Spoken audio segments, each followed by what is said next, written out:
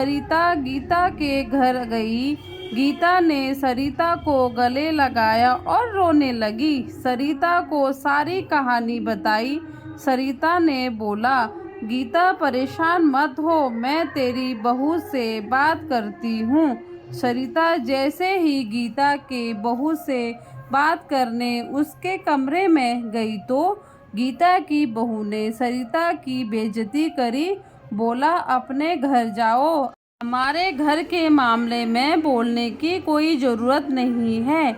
ऐसा बोलकर सरिता को कमरे से बाहर निकाल दिया। सरिता गीता को बोली, गीता तेरी बहू तो बहुत बदतमीज है, फिर भी तू परेशान मत होना, कुछ करते हैं। ऐसा बोलकर वो वहाँ से चली गई।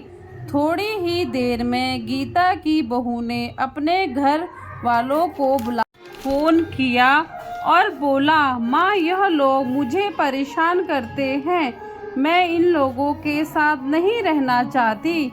उसकी माँ बोली, गीता जी आपने ऐसी उम्मीद नहीं थी, मेरी बेटी को घर की नौकरानी बना कर रख दिया। और गीता के बेटे को बोला, दामाद जी आपसे ऐसी उम्मीद तो बिल्कुल भी नहीं थी।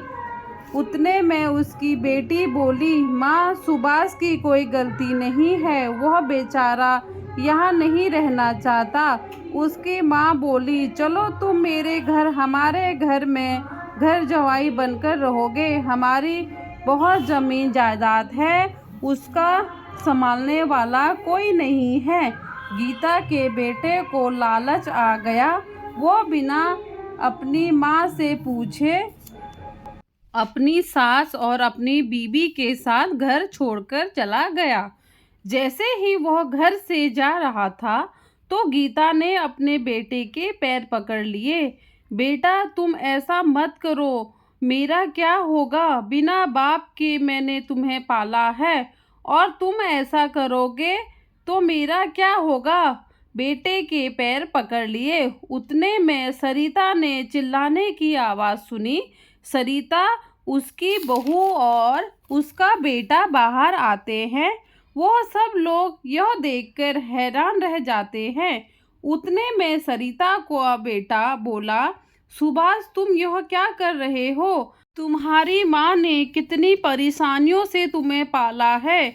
सुभाष बोला, तुम मेरे अच्छे दोस्त हो, मेरे माँ बाप बनने की कोशिश मत करो। अगर ऐसा ही है तो तुम रख लो ना इसे अपने पास।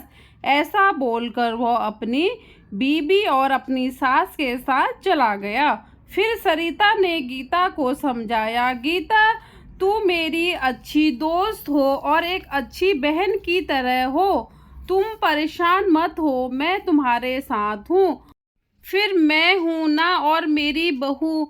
उतने में सरिता की बहू बोली, कोई बात नहीं माँ, मैं हूँ, माँ जी है, आप परेशान मत हो, हम सब लोग आपके साथ रहेंगे। क्या करना अच्छी पढ़ाई लिखाई से जब हमारे संस्कार ही अच्छे नहीं हैं। क्या करना उन पैसों का जब हम किसी की इज्जत ही ना कर सके। इसीलिए बोलते हैं कम पढ़ना हो, कम लिखना हो, कम पैसा हो, इंसान को उसी में खुश रहना चाहिए, अपने और अपने घर वालों की इज्जत करनी चाहिए। धन्यवाद दोस्तों। अगर आपको मेरी कहानी पसंद आए तो मेरे चैनल को लाइक शेयर सब्सक्राइब करें।